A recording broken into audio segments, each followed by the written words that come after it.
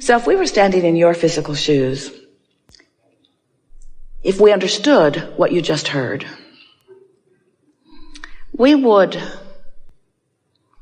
set an intention, a singular intention, be the only thing that we would put on our things to do today list.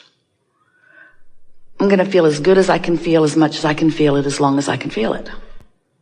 Which means we would not be facing a lot of the reality. We wouldn't watch cable news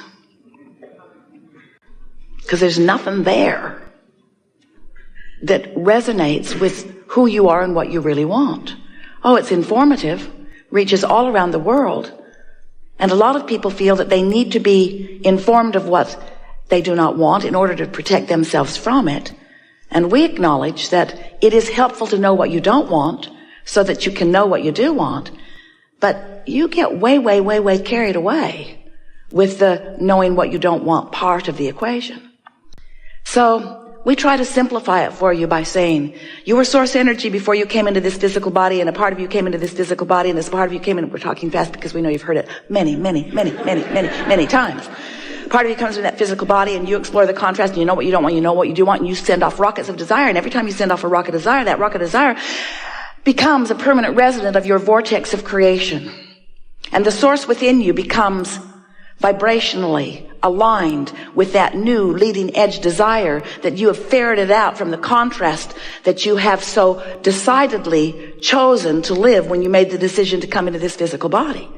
So you've launched a rocket of desire, but you've done more than that. From your physical format, you have caused the larger part of you to expand, and the larger part of you, that inner being part of you that was you before you were you in your physical body, that still is you even though you are in this physical body, this non-physical counterpart, this inner being, this source part of you has evolved because of what you've just lived. And as that part of you has evolved because of what you've just lived, now you have a choice of whether to keep up with that evolution or not. And that's what your emotions are. The better you keep up with the expansion that you have carved out of this life experience, the better you feel. But if you launch rockets of expansion and the source within you becomes the equivalent of that expansion that you've asked for, and you stay focused upon the problem that caused you to launch the rocket, then there's a vibrational gap between you and you that you feel in the form of emotion. But that's okay, because that's step one. You knew that that was essential. You knew that it was necessary to know what you don't want in order to know what you do want. And you also knew that it was logical for you to be more of a vibrational match to what is than to what is coming next, because what is has a lot of your attention. Have you noticed?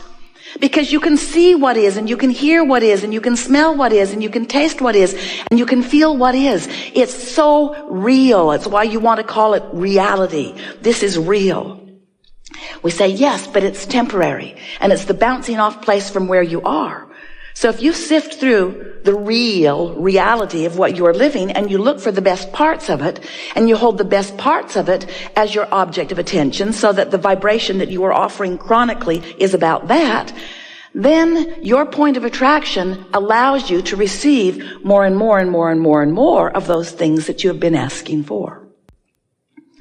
So for a while, we've been telling you about step 1, step 2, step 3. Step 1 is you sift through contrast and you ask. And step 2 is, since you've launched that rocket of desire, source has become the equivalent of it. In other words, when you ask, it happens immediately, what you ask for. But step 3 is, you have to find a way of not just for a moment, not just for a flash, not just in an odd moment of influence by someone else, but you have to find steady, chronic resonance with what you're asking for. In other words, you can't want more money and feel resonance with lack of money and get more money. You got to feel resonance with more money. And our physical friends say, well, thanks a lot. Give me some money and I'll resonate. We say, we know you want the reality first and the resonance later, but that's not the way it works. And often you say, well, I don't know for sure that that's true, Abraham, because I don't think I was being that deliberate about a lot of things in my life. And yet well-being pretty much surrounds me on lots of subjects. And we say that is because the well-being is the dominant part of that which you are about. It's natural for well-being to follow you. You had a lot of well-being resonance going before you even made your entrance into this physical body. That carries you, it does. But when you become deliberate about your vibration, when you deliberately offer your thoughts because you care about that resonance, now you're really cooking. Now you are a deliberate creator. Now you have so much control about what happens around you. And now, and only now, does life begin to really be pleasurable for you, because it takes all of the mystery out of it. It takes all of the chance and luck stuff away. It makes you understand that you can find a position after you've sorted through life, and you can deliberately hold to that vibrational position, and law of attraction will support that position with manifestational, actualized, see it, hear it, smell it, taste it, touch it, evidence. So we like it that you want to be the deliberate creator of your experience, because whether you know it or not, you are the creator of your experience. And a lot of people are doing a lot of that creation by default. They're just offering vibrations all over the place, and law of attraction is responding to it, and they like some of it and they don't like some of it. But the point is, they talk about all of it. So as you're talking about wanted, that's good. But as you're talking about not wanted, not so good, because all of it practices a vibration. And sometimes without even meaning to, you practice a vibration that causes that step 3 part, that allowing part, not to happen. Oh, you want it. You want it so much. You want it so much, and Source has delivered it so fully, but you're not seeing it. You're not realizing it. It's not evidential to you yet because you're vibrationally off signal. Esther and those back at the office in San Antonio had a really wonderful experience in the last couple of months, because there's a beautiful water feature there. It's man-made. The well pumps the water up to the headwaters, and then it flows down a beautiful stream with some falls and trickles into a big pond down at the bottom. And there's a filter that filters it and keeps the water clear and keeps the fish in the pond happy. But it wasn't filtering, and the pond was not clear, and the fish weren't happy. Something was wrong. And so the pool people came out, and they just assumed that there was something wrong with the filter, so they put a bigger, stronger one in, but it just worked harder and harder, and the pond was still not clearing.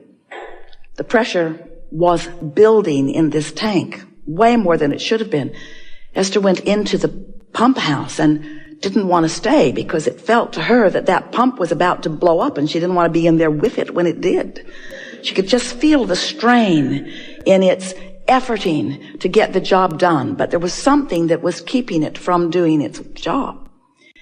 So then it was discovered that the pond pulls water from the bottom, comes through pipes into the filter. Filter was calling it in. Filter was filtering it and trying to put it back into the pond through some other pipes, but those pipes were completely clogged. Caliche had built up in them, very hard Texas soil. It becomes almost concrete-like. And so several men for several days with several different tools tried to clear out those pipes, chisel away, put the plumber's snake in them. It was obvious that that was not going to happen. And the pipes had enough twists and turns that it was reported to Esther, we are not going to make this happen this way. And so the idea seemed obvious. Well, we're going to need some more pipes putting the water back into the pond. And so they laid them on top of the ground. No point in burying them until you know your theory is correct, right? So they put the pipes on top of the ground, and now, the pressure tank is happy. The filter.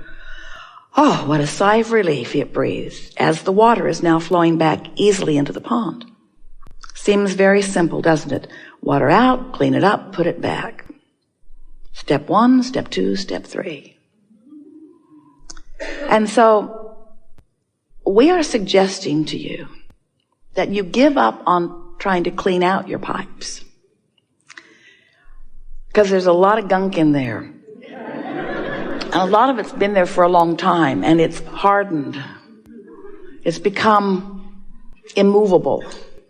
But you could lay some new pipes. You could lay new plumbing. You could put new inlets. You could much more easily just establish some new ideas about some new things. And you'll discover on those new ideas that when you ask, it is given. And in your absence of clogged pipes, what is given is recognized by you, is revealed to you, is realized by you, is experienced by you very, very quickly. And this is our way of saying to you, rather than coming to a gathering like this with things that you are aware of that are not working as well as you'd like them to, with issues that you want to discuss, if you will start with new things that you have not yet clogged your pipes about, you will allow these universal laws to deliver to you results of your clear thought, and you will begin to feel your true power. That's the only way that we know that our human friends, we love you so much, can begin to know their worthiness.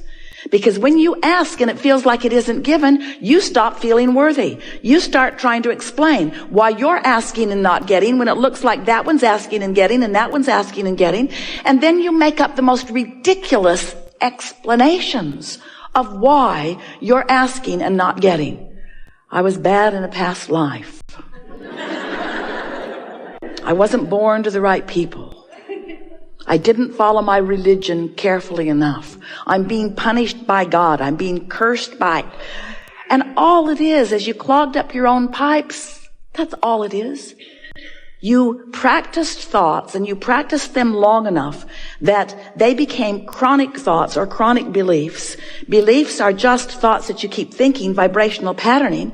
So when you say, I want that, you also say, but it's not likely. I want that, but it won't come. I want that, but I've never had it. I want that, but I hardly know anybody that has it. I want that, but the government's in the way. I want that, but my mate's in the way. I want that, but my kids are in the way. I want that, but I don't know what to do. I want that, but I'm lost. I want that, but I'm tired. I want that. So you just keep clogging your pipes, not even knowing you're doing it, because after all, you're telling the truth. You're facing reality. But it's true. But it's true, Esther would say to us. Abraham, but it's true. And we would say to her again and again, we know there are a lot of things that are true. And if you're using the truth of it as your criteria to give it your attention, you're clogging your pipes with all kinds of truths that are preventing you from the truths that you want to live. It's just a matter of what you're giving your attention to. It's all about the amount of airtime that you're giving to whatever you're giving your attention to. So when you want something and you talk about why you want it or how it might feel when it comes or how you believe that it could come even though it isn't here yet, that's not pipe clogging. That's laying new avenues for what you want to flow to you. But when you explain why you think things aren't working out for you, every word you speak puts a little more caliche in your pipe. And we don't care where you live. Puts a little bit more of that obstacle in your way.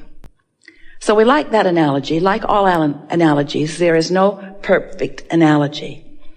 But we want you to realize that you are the creator of your own reality and that you get to choose what you are giving your attention to. And the more choices you make that feel good when you make them, the clearer your flow. And the more easy it is for you to be in the vibrational place to feel the inspiration so that what you want can begin to flow into your experience.